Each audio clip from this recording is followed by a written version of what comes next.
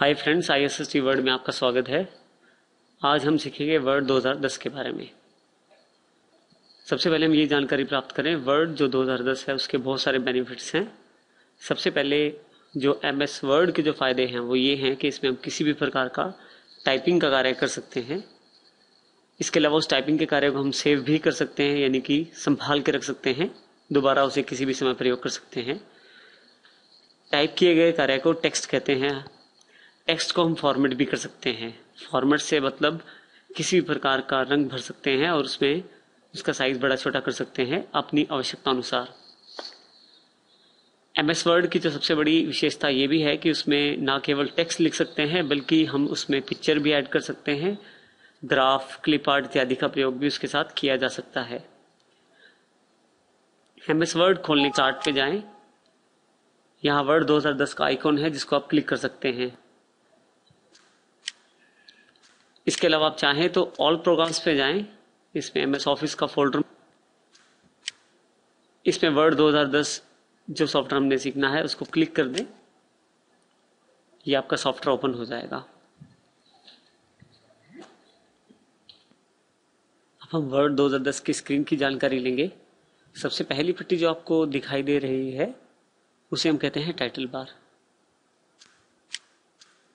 अगर आप इस पे ध्यान से देखें तो इस पे डॉक्यूमेंट 1 लिखा आ रहा है।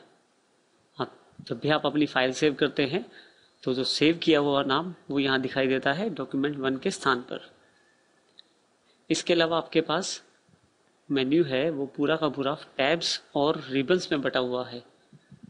हमारे पास कुल 8 टैब दिखाई दे रहे हैं: file, home, insert, page, layout, reference, mailing, review और व्यू।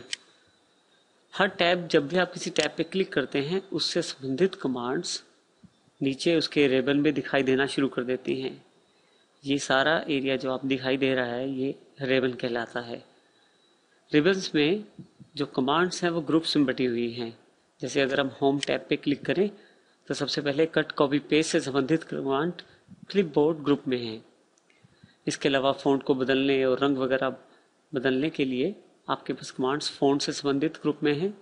इस तरह से रिबन में अलग अलग ग्रुप्स को बांटा गया है। सुविधा के अनुसार आप जिस भी टैब पे क्लिक करते हैं उसका रिबन आपके सामने खुल जाता है और जो कमांड आपको चाहिए वो आप क्लिक करके प्रयोग कर सकते हैं। वर्ड 2010 में ये जो वाइट एरिया है यहाँ पे हम अपना टाइपिंग का कार्य कर सकते हैं। इस एरिया को डॉक्यूमेंट एरिया कहते हैं।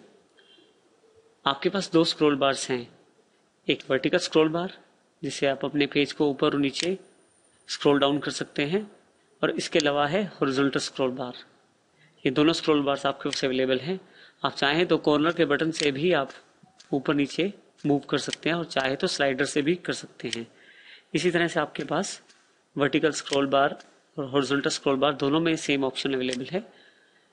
आपके पास दोनों तरफ लेफ्ट साइड और टॉप साइड भी रूलर अवेलेबल है। रूलर एक तरह से आपको स्केल की जानकारी देता है, यानी कि आपके पेज का साइज क्या है।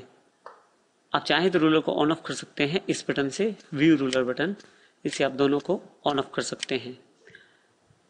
इन सब चीज़ों के अलावा सबसे नीचे आपके पास स्टेटस बार अवेलेबल है।